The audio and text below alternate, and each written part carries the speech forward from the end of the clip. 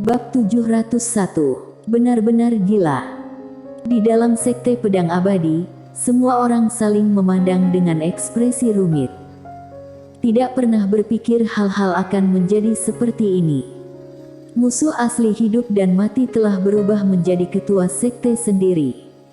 Bagaimana kalau sekarang? Pada saat ini, seorang pedang kultivator muda tiba-tiba bertanya. Bagaimana? Kultivator pedang itu terdiam di lapangan. Apalagi yang bisa? Mileye ini adalah ketua sekte yang dinyatakan oleh leluhurnya sendiri. Jika tidak menghormati Mileye, sama dengan mengkhianati guru leluhur. Pada saat ini, orang pertama dari generasi muda sekte pedang abadi berdiri. Dia melirik semua orang, dan berkata, "Semuanya, apa kalian telah melihat sikap guru leluhur terhadap ketua sekte?" Sikap. Mendengar ini, semua orang terdiam. Sikap guru leluhur sebelumnya terhadap Mileye memang agak tidak normal. Ini seperti yang lebih tua ke yang lebih muda. Gunadi Yue berkata lagi, "Jika tebakanku benar, guru leluhur pasti ada hubungannya dengan Mileye, atau dengan kata lain, guru leluhur tahu orang di belakang Mileye." Berbicara tentang ini, dia melirik semua orang dan berkata, "Kebijaksanaan guru leluhur harus lebih tinggi dari kita." Dia memutuskan ini dan memiliki alasannya. Selain itu, dapat melihat bahwa sekte pedang abadi bekerja sama dengan keluarga Suan Yuan. Bagaimana keluarga Suan Yuan memperlakukan sekte pedang abadi? Keluarga Suan Yuan. Mendengar hal itu, wajah kultivator pedang di lapangan mendadak muram. Orang-orang yang hadir bukan idiot, jadi mereka secara alami tahu siapa pelakunya kali ini. Keluarga Suan Yuan memanfaatkan sekte pedang. Gunadi Yue berkata, "Poin terakhir, semua orang harus mengerti bahwa guru leluhur tidak akan membahayakan sekte pedang. Sebaliknya, dia memutuskan bahwa dia mungkin melindungi sekte pedang abadi." Semua orang memandang Gunadi Yue. Salah satu kultivator pedang bertanya dengan suara yang dalam, "Hari ini, maksudmu, Patriark meminta Mileye menjadi ketua sekte pedang abadi, apakah benar-benar melindungiku sekte pedang abadi?" Yang lebih hadir mengangguk, guru leluhur telah melangkah ke alam tak dikenal saat itu. Seorang master seperti dia, pasti ada sangat sedikit orang di dunia yang bisa membuatnya takut. Dan dia membiarkan Mileye menjadi ketua sekte-sekte pedang abadi kita, bukan hanya karena dia memiliki hubungan dengan Mileye. Kemungkinan besar dia mengenal orang di belakang Mileye dan kekuatan orang itu. Guru leluhur juga takut. Mendengar ini, ekspresi semua orang di lapangan tiba-tiba berubah. Seseorang yang bisa membuat master alam tak terlihat takut. Pada saat ini, Gunadi Yue berkata lagi, "Tidak peduli apa, sekarang kita tidak punya pilihan. Ketua sekte adalah pilihan guru leluhur. Jika kita menolak untuk menerimanya, itu sama dengan pengkhianatan terhadap guru leluhur." Tentu saja, seperti yang dikatakan oleh ketua sekte, setiap orang memiliki aspirasi mereka sendiri. Jika kalian ingin pergi, kalian dapat pergi kapan saja. Semua orang diam. Tidak ada yang bergerak. Mileye ditunjuk oleh guru leluhur. Menolak Mileye berarti menyangkal Kaisar Pedang Tingyun, dan menolak Kaisar Pedang Tingyun tidak sopan. Gunadi Yue berkata lagi, "Semuanya, kali ini sekte pedang menderita kerugian besar. Alasan terbesar adalah keluarga Suan Yuan. Mereka mengambil adik ketua sekte untuk menyalahkan sekte pedang abadi dan memaksa ketua sekte untuk memanggil leluhur." Berbicara tentang ini, dia memandang semua orang. Sekarang sekte pedang membutuhkan seseorang yang tidak takut pada keluarga Suan Yuan. Jika tidak, sekte pedang mungkin akan sepenuhnya ditelan oleh keluarga Suan Yuan, atau itu sepenuhnya ditelan oleh kekuatan lain. Di sebelah Gunadi Yue, seorang lelaki tua mengangguk. Keluarga Suan Yuan ini kejam, tapi Mileye ini membunuh ketua sekte-sekte pedang. Gunadi Yue menatap lelaki tua itu. apakah kamu tidak mengerti? Tidak masalah jika kita tidak penting di dalam hatinya. Jika perlu, dia bahkan tidak keberatan membunuh kita." Mendengar ini, semua orang terkejut. Saat itulah mereka tiba-tiba menyadari bahwa ketua sekte ini tidak terlalu membutuhkan mereka. Di antara awan, Mileye berlari dengan pedangnya. Pada saat ini, jiwa pedang terus memancar dari tubuhnya. Ketika dia berada di sekte pedang abadi sebelumnya, Kaisar Yunjian memberinya arti pedang Tao dan arti pedang Tao ini sekarang ada di dalam dirinya. Mileye memejamkan matanya sedikit, tangan kanannya memegang erat pedang ether di tangannya dan lampu merah berangsur-angsur muncul di tubuhnya. Darah mulai mendidih lagi. Setelah waktu yang tidak diketahui, Mileye tiba-tiba membuka matanya. Di matanya, cahaya dua pedang Tao melesat seperti kilat, dan di mana cahaya pedang lewat, ruang hampa terkoyak. Pada saat yang sama, dua jiwa pedang tiba-tiba muncul di depan Mileye.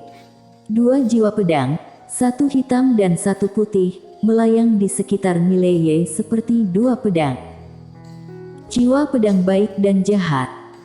Pada saat ini, Mileye tiba-tiba mengulurkan tangannya dan menggenggamnya. Jiwa pedang tiba-tiba mengembun menjadi dua pedang. Pedang baik dan jahat. Mileye menarik napas dalam-dalam. Di depannya, kedua pedang itu bergetar hebat, lalu berubah menjadi dua pedang Tao dan melesat lurus ke langit. Dewa pedang luar biasa. Mileye menatap langit yang jauh. Saat berikutnya, dia langsung menghilang. Alam Xuanyuan. Keluarga Xuanyuan dan keluarga Wu adalah dua keluarga paling berkuasa di dunia fantasi. Keluarga bangsawan ini memiliki sejarah panjang, dan kekuatan sejati mereka selalu menjadi misteri. Karena dunia Akbar Xuan Huang sudah lama tidak berperang, maka kekuatan-kekuatan di dunia Akbar Xuan Huang ini selalu berkembang secara eksternal. Dapat dikatakan bahwa mereka menjarah, sedangkan dunia Akbar Xuan Huang telah berkembang secara eksternal. Perang lokal jarang terjadi. Karena itu, hanya mereka sendiri yang tahu kekuatan sebenarnya dari keluarga Xuanyuan dan orang-orang Wu. Di alam Xuanyuan, di awan, Lisa Xuanyuan duduk bersila di udara. Di sampingnya berdiri seorang lelaki tua berpakaian hitam. Lelaki tua itu tanpa ekspresi dan wajahnya cukup suram. Setelah waktu yang lama, Lisa Xuanyuan membuka matanya. Pada saat ini, wajahnya sepucat kertas, dan tidak ada darah sama sekali. Lisa Xuanyuan berkata dengan sungguh-sungguh, "Mengapa?" Dia masih tidak mengerti bahwa semua yang dia rencanakan dengan hati-hati telah berubah menjadi ini. Biarkan Patriark Sekte Pedang Abadi muncul, kemudian menahan wanita bergaun polos dan akhirnya maju dan membunuh Mileye. Dengan cara ini, kerugian keluarga Xuanyuan dapat dikurangi menjadi minimal terendah. Karena jika keluarga Xuanyuan bertarung melawan wanita bergaun polos, bahkan jika keluarga Xuanyuan menang, mereka pasti akan kalah banyak. Tapi jika guru leluhur Sekte Pedang menahan wanita bergaun polos, maka kerugian keluarga Xuanyuan dapat diminimalkan, karena hanya seorang Mileye tidak cukup untuk mengguncang keluarga Xuanyuan. Namun, apa yang tidak dia duga adalah bahwa setelah kemunculan Kaisar Pedang Yun, dia tidak hanya tidak mengambil tindakan terhadap Mileye, bahkan membantu meningkatkan Mileye. Apa yang membuatnya lebih tidak terduga adalah bahwa Kaisar Pedang Yun menyerang dirinya dan memenggal 20 atau lebih tuan kuat keluarga Xuanyuan. 20 master. Ini semua dibudidayakan dengan hati-hati oleh keluarga Xuanyuan. Wajah Lisa Xuanyuan sangat suram, dia tidak pernah begitu sedih dalam hidupnya. Dia sudah memanggil musuh. Pada saat ini, lelaki tua berpakaian hitam itu tiba-tiba berkata, "Sepertinya Kaisar Pedang Yun mengenal Mileye." "Mengenal Mileye?" Lisa Xuanyuan berkata dengan suara yang dalam, "Bagaimana mungkin? Aku mendengar bahwa ada ribuan tahun antara Kaisar Pedang Yun dan Mileye ini. Bagaimana dia bisa kenal Mileye? Pria tua berbaju hitam itu menggelengkan kepalanya. Entahlah, tapi dia pasti kenal Mileye, atau dengan kata lain, kenal orang di belakang Mileye. Wanita bergaun polos. Lisa Xuanyuan sedikit mengernyit. Dari mana asal-usul wanita bergaun polos itu? Pria tua itu berkata, aku tidak tahu. Lisa Xuanyuan memandang lelaki tua itu, bahkan keluarga Xuanyuan tidak dapat mengetahui asal-usul pihak lain. Pria tua berbaju hitam itu mengangguk, kami telah menggunakan semua kekuatan kami, tetapi kami masih tidak dapat menemukan asal-usul pihak lain. Yang kami ketahui sejauh ini adalah bahwa harta pada orang ini seharusnya diberikan olehnya. Adapun mengapa dia memberikan harta itu kepada Mileye, aku tidak tahu. Lisa Xuanyuan berkata dengan suara yang dalam, bagaimana dengan kekuatannya? Pria tua berbaju hitam itu terdiam sejenak, kemudian berkata, Deng Feng terendah. Bahkan mungkin mencapai setengah langkah yang tidak diketahui. Minimal Deng Feng. Setengah langkah tidak diketahui. Lisa Xuanyuan terdiam cukup lama, lalu bertanya, mungkinkah alam tak melihat? Lelaki tua berbaju hitam itu menggelengkan kepalanya. Dilihat dari kekuatan yang dia tunjukkan selama ini, dia mungkin belum mencapai alam tak dikenal. Lisa Xuanyuan menggelengkan kepalanya, kupikir kali ini kita bisa menggunakan Kaisar Pedang Yun itu untuk menahan wanita bergaun polos itu. Pada saat yang sama aku bisa mengetahui kekuatan sebenarnya dari wanita bergaun polos itu, tapi aku tidak pernah berpikir bahwa hal-hal akan menjadi sekarang. Berbicara tentang ini, dia tiba-tiba merentangkan telapak tangannya, dan di telapak tangannya, sebuah cahaya melintas. Pria tua berbaju hitam itu bertanya, apa? Lisa Xuanyuan berkata dengan sungguh-sungguh, Mileye adalah ketua sekte-sekte pedang abadi. Pria tua berbaju hitam itu mengerutkan kening, apakah itu yang dilakukan Kaisar Pedang Yun? Lisa Xuanyuan mengangguk, saat pihak lain menghilang, dia menjadikan Mileye ketua sekte-sekte pedang abadi.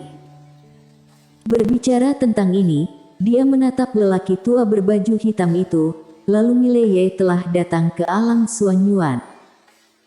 Mendengar ini, lelaki tua berbaju hitam itu menyipitkan matanya, apakah dia gila? Lisa Xuanyuan berkata dengan sungguh-sungguh, jangan ceroboh. Orang tua berpakaian hitam hendak berbicara, ketika pada saat ini, pedang Tao terdengar dari langit yang jauh. Keduanya melihat ke langit pada saat yang sama, dan di ujung langit, ada darah merah. Sudah datang. Lisa Xuanyuan menyipitkan matanya sedikit, ini benar-benar gila. Ketika suara pedang Tao bergema di seluruh alam Xuanyuan terkejut. Apakah ada musuh yang datang? Di udara, Mileye berdiri dengan tenang, di tangannya adalah pedang klan surgawi. Pada saat ini, kekuatan bumi yang tak terhitung jumlahnya berkumpul ke arahnya seperti air pasang. Tidak hanya itu, tetapi ruang hampa mulai bergetar secara bertahap. Kekuatan bumi dan kekuatan ruang hampa. Pada saat ini, seorang pria parubaya tiba-tiba muncul di depan Mileye. Pria parubaya itu menatap Mileye, dan hendak berbicara ketika Mileye tiba-tiba menghilang. Mata pria parubaya itu terbuka lebar, tidak ada Mileye di lapangan. Tetapi pria parubaya itu memiliki bekas pedang Tao yang terus-menerus muncul di tubuhnya, menjadi potongan-potongan yang tak terhitung jumlahnya. Dan saat ini, Mileye telah kembali ke tempatnya. Pedang mimpi. Ketika pria parubaya itu sadar kembali, dia kelelahan. Pembunuhan instan. Mileye mendongak dan melihat ke kejauhan. Pada saat ini, ada banyak napas kuat di sekitarnya. Seorang lelaki tua berbaju hitam tiba-tiba muncul tidak jauh di depan Mileye. Orang ini adalah lelaki tua berbaju hitam yang berada di samping Lisa Xuanyuan sebelumnya. Pria tua berbaju hitam itu melirik mayat pria di tengah, lalu menatap Mileye. Mileye, ini bukan sekte pedang abadi. Mileye tiba-tiba membuka matanya dan menatap lelaki tua berbaju hitam itu. Apakah adikku ditangkap olehmu? Pria tua berbaju hitam itu tersenyum dan berkata, iya. Mengatakan itu, dia memandang Mileye. Ada apa? Apakah kamu ingin menghancurkan keluarga Xuanyuan? Mileye terdiam. Pria tua berpakaian hitam itu tersenyum dan berkata, klan Xuanyuan telah diwarisi selama hampir 80.000 tahun. Dari zaman kuno hingga sekarang, tak terhitung sekte-sekte yang telah dihancurkan, tetapi klan Xuanyuan masih ada.